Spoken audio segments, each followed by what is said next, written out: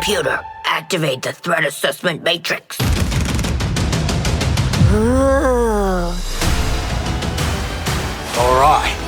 Toys, loaded guns. What are we waiting for? We can work with that. Hi, I'm Darius Sadigian, studio director at Rocksteady Studios. In our last episode, we talked about how Suicide Squad Kill the Justice League allows players to customize each character and their playstyle through story-driven mechanics. Man, if you gave me 5 minutes in there, you'd have the world's authority on microtech and all my inventions. Aw, he's so sweet. He's not gonna make it. The Suicide Squad gave us the scope, the narrative, the gameplay, and then the idea of being able to expand that, be able to take this further. It's going to feel completely fresh.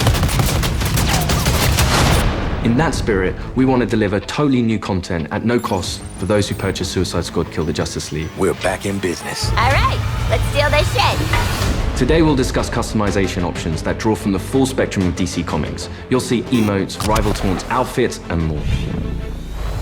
We wanted to have a game that was very focused, but this time we really want to expand out with being able to dynamically update, add new content, take on feedback, and evolve the game over time. For the first time ever, we'll give you a preview of what's to come after the credits roll on our main story campaign. We always designed the game in a way that we really wanted it to be accessible for everyone. And for those players that want to delve even deeper into our gameplay and into our systems, it really is about delivering new places to explore, new worlds to be in, new stories, new characters, and creating unique ways for you to play. We're gonna give you the content you love. Speaking of, what are you doing, mate? I'm smiling. Let's dive into Suicide Squad Insider Episode 3. Welcome to Task Force X. From the onset, Suicide Squad, being a squad, felt like the right fit for the kind of game that we wanted to make. You get to play with friends, you get to play on your own, but while you are playing on your own, you're playing with the squad, always. Every aspect of our games, we always look at it through the lens of Rocksteady's treatment. And that just doesn't stop at gameplay, that doesn't stop at story. When we're looking at the social features that we've really introduced into Suicide Squad, it has Rocksteady's approach. What do we think players will have fun with? This game has the mechanics to play kind of socially competitively, like none of our games have previously, and it really fits the characters of the squad. With multiplayer, we're leaning into the competition within the squad to show off your skills, show off your mettle, be the best one. I'm a freaking superstar.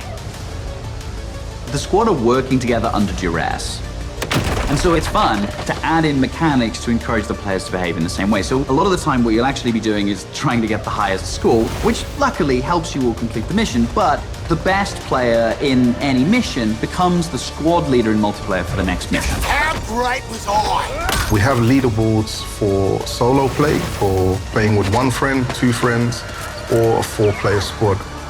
You're competing with everyone across the world. Cross-platform, it is the best of the best. Think you're hot shit on toast, but you're cold fart on bread. Did you see that? Tell me you did. I was like, how do you like that? Precisely. Outstanding!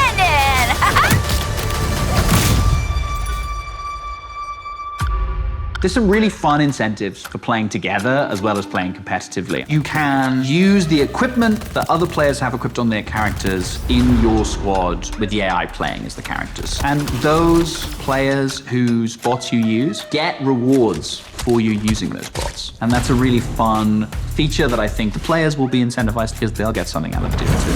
Farewell. We also have the rival taunt system, where on the leaderboards, if you pass your friends or anyone on your friends list who's also playing the game and you beat their score, when next time they log in, they'll get this kind of funny quip just to show that, oh yeah, by the way, I beat you. Home run, baby. Woohoo! You boot up the game, you're logging in, and then all of a sudden on your screen you get Boomerang giving you the finger.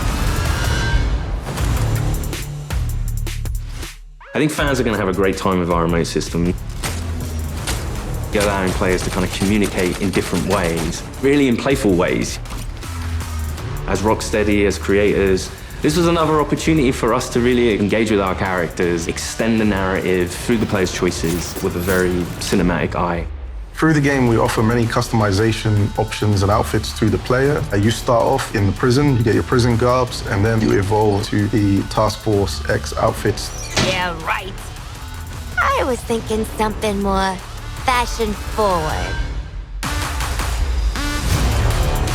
The outfit customization in our game is vast, to say the least. With this game, Rocksteady will deliver a full story-driven campaign to players, including more cinematics than any previous Arkham game. For players who survived the war against Brainiac's forces and want to keep the adventure going, Rocksteady is ready. We very much knew we had a story to tell initially, and then we wanted to carry on feeding into that, and then changing up the gameplay to have a game that was going to evolve through post-launch content. Suicide Squad Kill the Justice League is going to be one of the most generous, player-friendly, post-launch experiences available. Every season we will have 2 episodes. Each season there's going to be a different spin on how you play, and will be heavily themed by a DC villain. So there's many, many layers of influence from the DC world on how you play and what you do. The seasonal content gets automatically dropped into the game each episode. There's no playable content locked behind a battle pass, and the in-game shop is for cosmetics only. You'll always be able to go back and play the episodic content. If you want to come back 6 months from now, that'll always be there. This is a totally player-friendly approach to letting you play the content you want to play when you want. The DC universe is massive, and in most games, you can only see or explore a tiny, tiny piece of it. But what's really cool about the narrative of Kill the Justice League is there's almost no limit on where we can go. Celebrating before the game is over. In his pursuit of trying to recreate his perfect Kolu, Brainiac has been experimenting with some of our favorite DC characters' DNA, creating new worlds in alternate realities. It's these worlds that we call Elseworlds. Brainiac is a genius of 12th level intelligence, but he's also trying to rebuild this civilization that he misses and is lost, and there is nothing he won't do to get there. New Kolu will be reborn. He's building a model of the multiverse. It's all gathering data. I will unlock your full potential to serve me.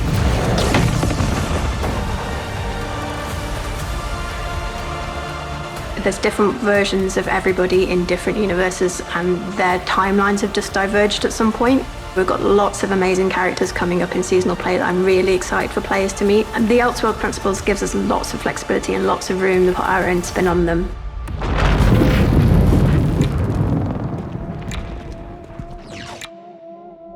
So we get to play with a bunch of cool shit from alternate universes, and then what? Retire? When Season 1 launches this March, you'll be able to unlock a new playable character for your squad, the Joker. At least buy me dinner first. The original Arkhamverse Joker has been dead for 5 years, but this is a new Elseworlds twist on the villain. He was part of the Suicide Squad in the Elseworld that he's from, which already shows that he's slightly more cooperative than the previous Joker we've had. But as you get used to him and actually play to him, you realize he's unhinged in a different way. Not only has he got to figure himself out, but he's figuring out his place in this new world and this new squad. He hadn't reached supervillain status before Brainiac invaded, so, he's still a bit less experienced. I think we've taken him back to the kind of more vaudeville roots of Joker. He's masking insecurities with traditional Joker behavior. But deep down, he's not sure who he is yet. Lock him up. Oh, making new friends after a move is always tough. As your mission expands deeper into the lore of the DC universe, this new version of the Joker will join your fight with his unique combat, traversal, and weaponry. His traversal is all based around a rocket-powered umbrella, which he can blast himself into the air, and then uses that to glide around, and then he can actually flip that down to grind along buildings, knocking enemies out of the way.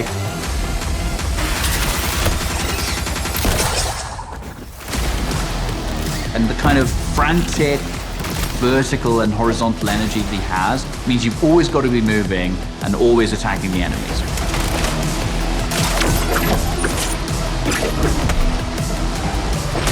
The Joker is only the first of the new squad recruits you could meet through the ongoing additions to our game. Over time, we can build up a library of characters that DC fans might not have expected to see in a video game, like a regular comic book release. I look forward to when the next issue's coming out. And in the same way, I hope people will look forward to the next episode from us. Whatever it is, I'm down. New environments, new characters, missions, challenges, gear, and more. All of this free content comes for players who own the game. We can't wait for you to see what the future holds.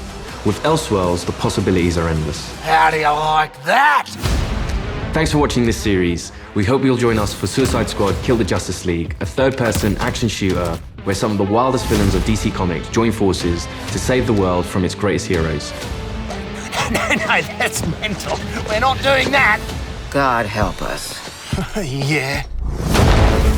I think players are going to be surprised about the depth to which they can craft a character. It comes back to player choice and player freedom. Everything from melee strikes into gunplay, which you could then go into a traversal attack. All of the combat moves flow seamlessly into another. The squad can be garish, they can be loud, and playing together with your friends in a multiplayer space is a really unique experience that you can't get anywhere else. What we've done with the Suicide Squad is to really expand those experiences. Not only just one character this time around, we've done it with 4, and we plan to do it with more. This brings back memories of my old Suicide Squad. Whether you're in for the main story or exploring what lies beyond, Rocksteady Studios is here to support our players while delivering exciting new experiences. Thank you for joining us, and we'll see you at launch February 2nd, 2024.